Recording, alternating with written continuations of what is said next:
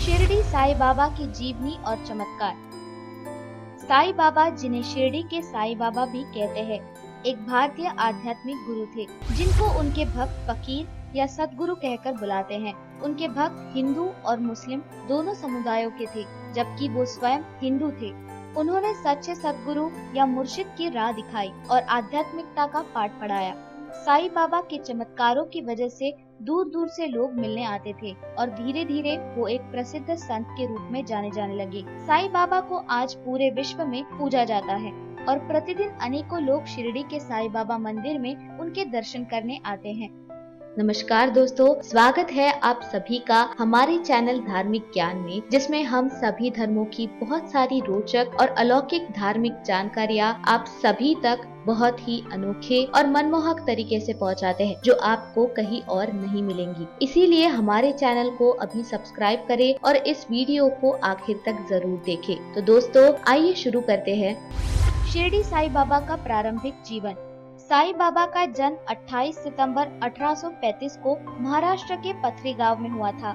साईं बाबा के माता पिता और बचपन के इतिहास में कोई जानकारी नहीं है। उनके बारे में पहली जानकारी साईं सत्व चरित्र किताब में शिरडी गांव से प्राप्त होती है। शिरडी साईं बाबा 16 वर्ष की उम्र में अहमदनगर जिले के शिरडी गांव में पहुंचे। यहाँ पर उन्होंने एक नीम के पेड़ के नीचे आसन में बैठकर तपस्वी जीवन बिताना शुरू कर दिया। जब गांव वालों ने उन्हें देखा तो वो चौंक गए, क्योंकि इतने युवा व्यक्ति को इतनी कठोर तपस्या करते हुए उन्होंने पहले कभी नहीं देखा था। वो ध्यान में इतने लीन थे कि उनको सर्दी, गर्मी और बरसात का कोई एहसास नहीं हो रहा था। दिन में उनके पास कोई नहीं होता और रात को वो किसी से नहीं डरते थे। उनकी इस कठोर तपस्या ने गांव वालों का ध्यान उनकी ओर खींचा और कई धार्मिक लोग नियमित उनको देखने आते थे। कुछ लोग उनको पागल कहकर उन पर पत्थर फेंकते थे। साईं बाबा एक दिन अचानक गांव से चले गए और किसी को पता नहीं चला। वो 3 वर्ष तक शिरडी में रहे और उसके बाद शिरडी से गायब हो गए। उसके बाद 1 साल बाद वो फिर शिरडी लौटे और हमेशा के लिए वहाँ बस गए। साईं बाबा का शिरडी दरबार लौटना। 1858 में साईं बाबा फिर शिरडी लौटे। इस बार उन्होंने वेशभूषा का अलग तरीका अपनाया, जिसमें उन्होंने घुटनों तक एक कफनी बागा और एक कपड़े की टोपी पहन रखी थी। उनके एक भक्त रामगिर बुआ ने बताया कि जब वो शिरडी आए तब उन्होंने खिलाड़ी की तरह कपड़े और कमर तक लंबे बाल थे, जिन्होंने उसे कभी नहीं कट पाए। उनके कपड़ों को देखकर वो सूफी संत लग रहे थे, जिसे देखकर गाँव वालों ने उन्हें मुस्लिम फकीर समझा। इसी कारण एक हिंदू गाँव होने के कारण उनका उचित सत्कार नहीं किया गया था। लगभग 5 वर्षों तक वो नीम के पेड़ के नीचे रहे और अक्सर लंबे समय तक शिरडी के पास के जंगलों में घूमते रहते थे। वो किसी से ज्यादा बोलते नहीं थे, क्योंकि उन्हें लंबे समय तक तपस्या की थी। अंततः उन्होंने एक जर्जर मस्जिद को अपना घर बनाया और एकाकी जीवन बिताने लगे। वहाँ पर बैठने से आने जाने वाले लोग उनको भिक्षा दे देते थे, जिससे उनका जीवन चल जाता था। उस मस्जिद में उन्होंने एक धूनी जलाई, जिससे निकली राख को उनसे मिलने वालों को देते थे। ऐसा माना जाता है कि उस राख में चिकित्सीय शक्ति थी।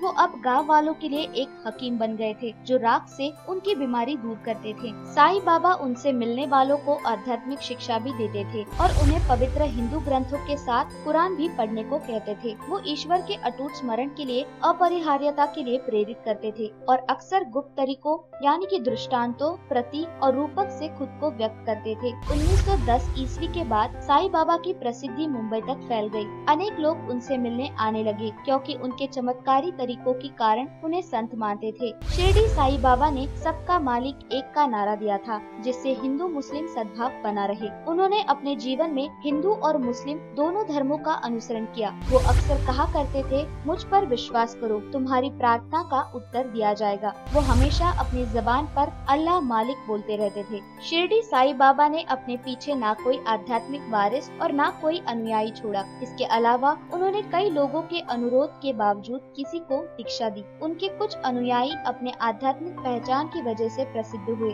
जिनमें सकोरी के उपासनी महाराज का नाम आता है। साईं बाबा की मृत्यु 15 अक्टूबर 1918 को शिरडी गांव में हुई। मृत्यु के समय उनकी उम्र 83 वर्ष थी। शिरडी साईं बाबा की मृत्यु के बाद उनके भक्त उपासनी महाराज को प्रतिदिन आरती सौंपते थे, जब भी वो शिरडी आते थे। साईं बाबा के भक्त और मंदिर। शिरडी साईं बाबा आंदोलन 19वीं सदी में शुरू हुआ। जब वो शिरडी रहते थे, एक स्थानीय खंडोबा पुजारी मालसपति उनका पहला भक्त था। 19वीं सदी तक साईं बाबा के अनुयायी केवल शिरडी और आसपास के गांव तक ही सीमित थे। शिरडी साईं बाबा का पहला मंदिर भीवपुरी में स्थित है। शिरडी साईं बाबा के मंदिर में प्रतिदिन 20,000 श्रद्धालु आते हैं और त्योहारों के दिनों में ये संख्या 1 लाख तक पहुंच जाती है। शिरडी साईं बाबा को विशेषतः महाराष्ट्र, उड़ीसा, आंध्र प्रदेश, कर्नाटक, तमिलनाडु और गुजरात में पूजा जाता है। 2012 में एक अज्ञात श्रद्धालु ने पहली बार 11 करोड़ के 2 कीमती शिरडी मंदिर में चढ़ाए, जिसको बाद में साईं बाबा ट्रस्ट के लोगों ने सबको बताया। शिरडी साईं बाबा के भक्त पूरे विश्व में फैले हुए हैं। शिरडी साईं बाबा के चमत्कार। पानी से दिया जलाना। शिरडी साईं बाबा को उनकी मस्जिद और दूसरे मंदिरों में दिया जलाने का बहुत शौक था, लेकिन तेल के लिए उनको वहाँ के बनियों पर आश्रित रहना पड़ता था। वो प्रत्येक शाम को दिया जलाते और बनियों से दान ले जाते। बनिये साईं बाबा को मुफ्त का तेल देकर थक गए थे और एक दिन उन्होंने साईं बाबा से माफी मांगते हुए तेल देने से मना कर दिया और कहा कि उनके पास तेल नहीं बचा। बिना किसी विरोध के साईं बाबा वापस अपने मस्जिद में लौट गए। अब उन मिट्टी के दिए में उन्होंने पानी भरा और बाती जला दी। वो दिया मध्य रात्रि तक जलता रहा। जब इसकी सूचना बनियों तक पहुंची तो साईं बाबा के पास विपुल क्षमा याचना के लिए आए। साईं बाबा ने उन्हें क्षमा कर दिया और कहा कि दोबारा झूठ मत बोलना। इस तरह साईं बाबा ने अपना चमत्कार दिखाते हुए पानी से दिया जला दिया। बारिश को रोकना।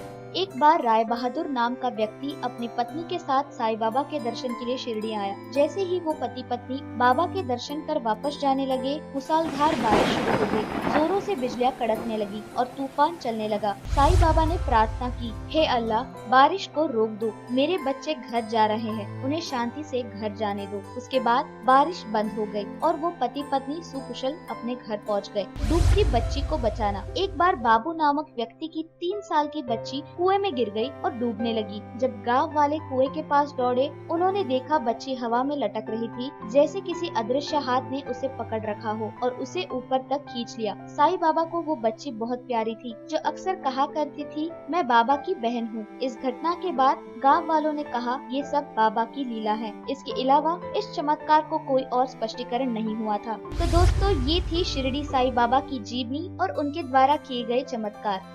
दोस्तों, आपको ये वीडियो कैसी लगी, ये आप हमें कमेंट सेक्शन के माध्यम से जरूर बताएं। दोस्तों, मिलते हैं अगले वीडियो में ऐसे ही एक रोचक कहानी के साथ। दोस्तों, सब्सक्राइब करें हमारे चैनल धार्मिक ज्ञान को और बेल आइकन को दबाएं रोचक और अलौकिक जानकारियों से जुड़ी वीडियो सबसे पहले देखने के लिए।